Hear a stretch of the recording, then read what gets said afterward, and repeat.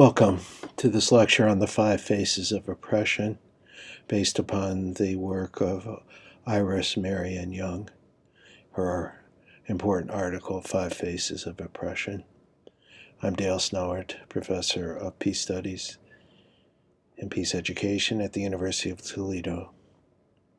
This article, or this discussion on oppression, relates to the idea of structural violence, as we'll see.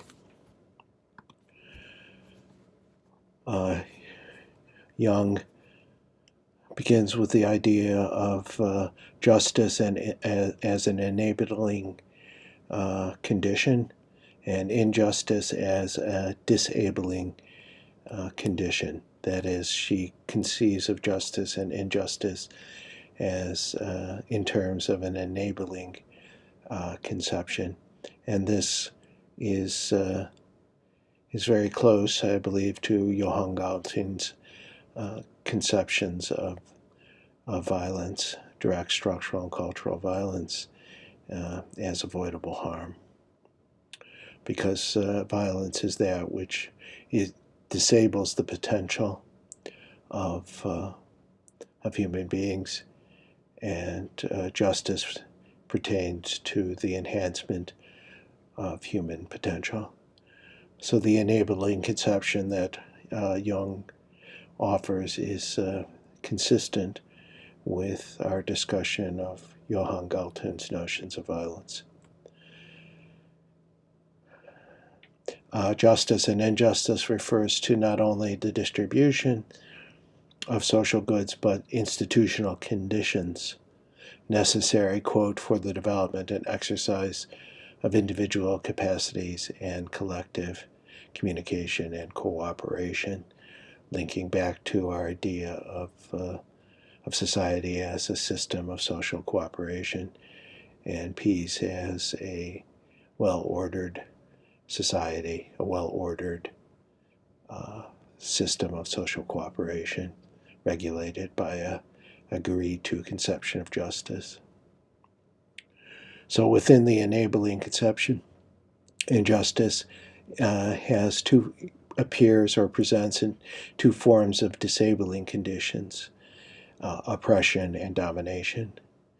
And domination is the traditional form of injustice in terms of tyranny, refers to power, political power, and the domination in terms of power of one group over another, one elite over the masses, etc.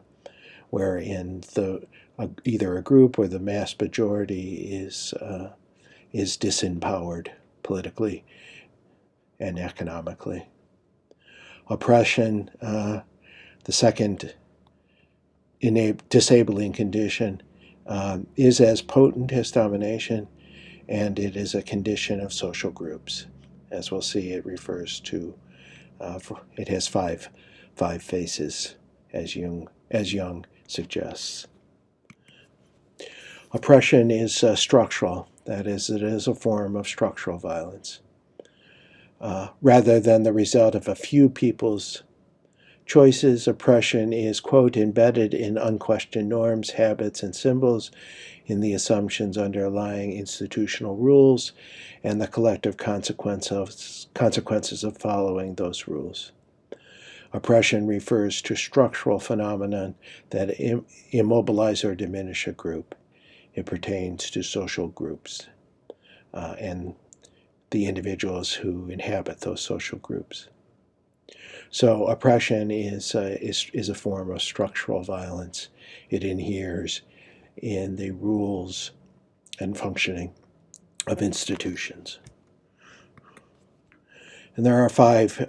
Jung identifies five types of oppression: exploitation, marginalization, powerlessness, cultural imperialism, and violence in its direct form, which is supportive of the remaining four. Whether or not a social group is oppressed depends on whether they are subject to one or more of those disabling conditions. And those conditions constitute the criteria of oppression. So a group is oppressed if they suffer under any one or more of these disabling conditions. And they all refer to relations of power and oppression that occur by virtue of the social division of labor.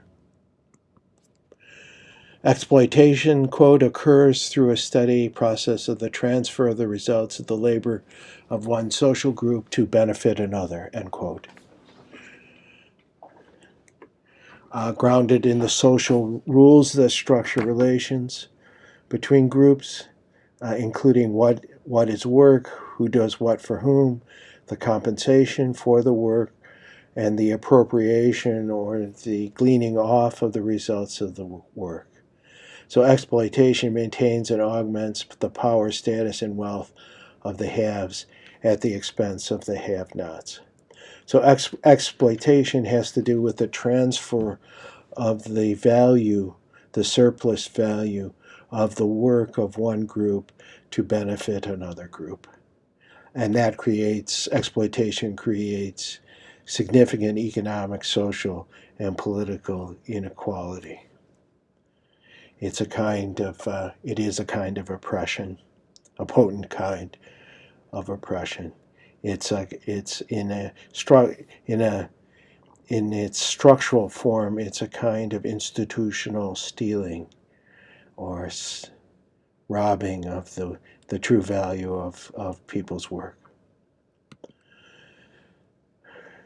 The injustice of exploitation, as Young suggests, quote, consists in social processes that bring about a transfer of energies from one group to another to produce unequal distributions, and in the way in which social institutions enable a few to accumulate while they restrain many more.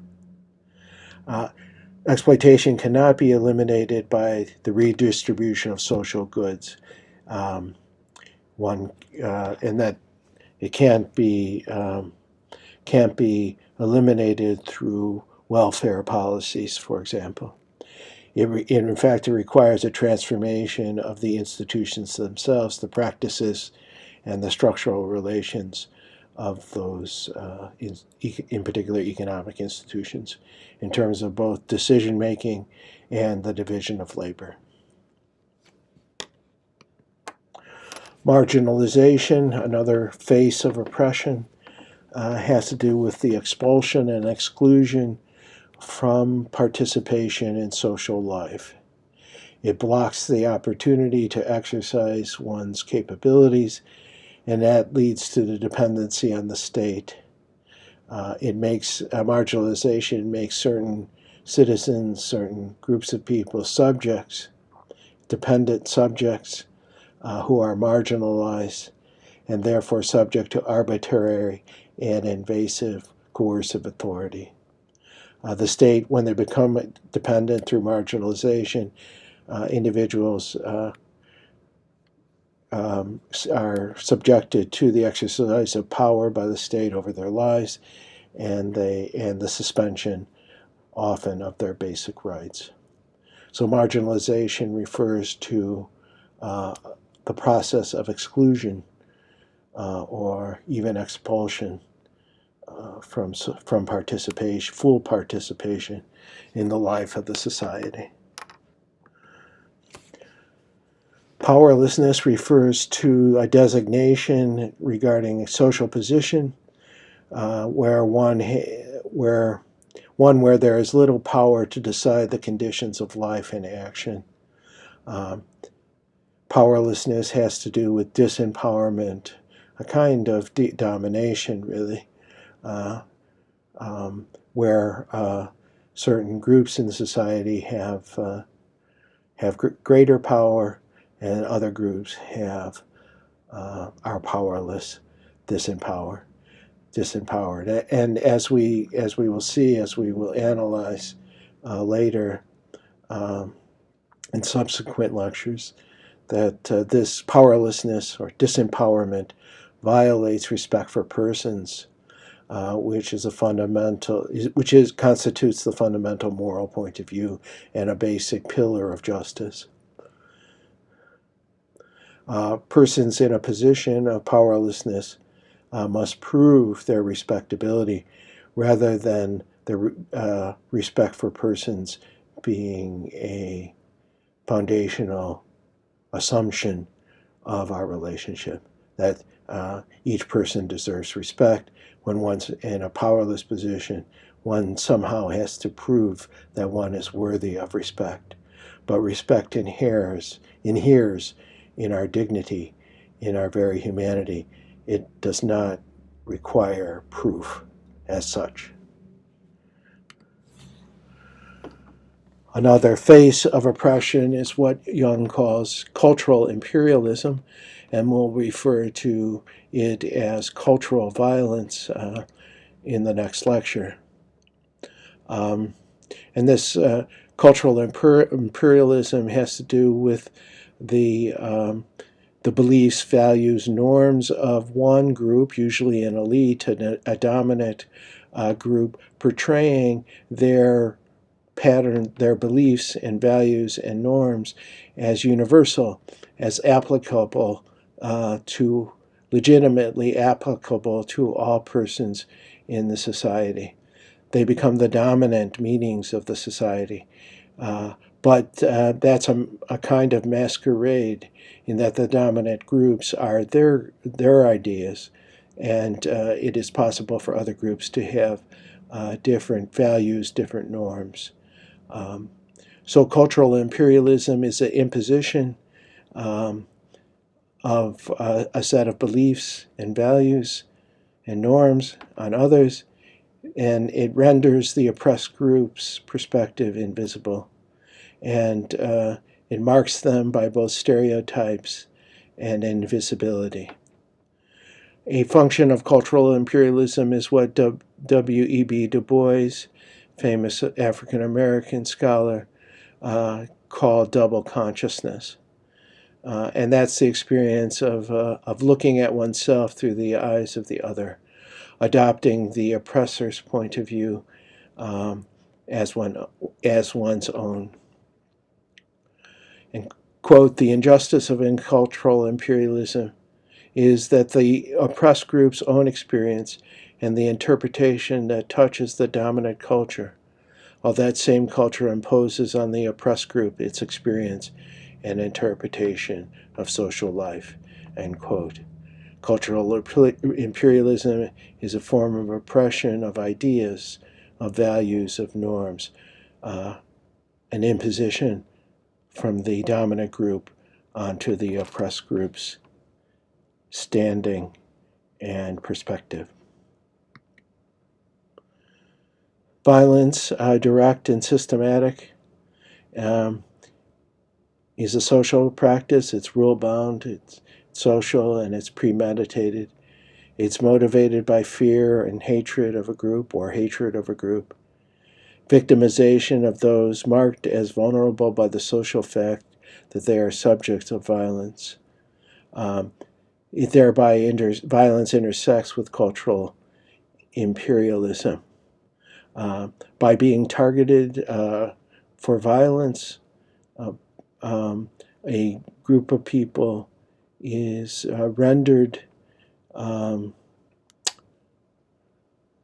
more vulnerable and powerless through the act of violence perpetrated against them, as well as direct violence supporting the other forms, the other faces of oppression. So structural violence and cultural violence engages in both domination and oppression. And those are, from the point of view of justice, disabling conditions. And by being disabling conditions, they are inherently violent and inherently unjust. They result in dehumanization, in the degradation of human potential, and therefore constitute avoidable harm.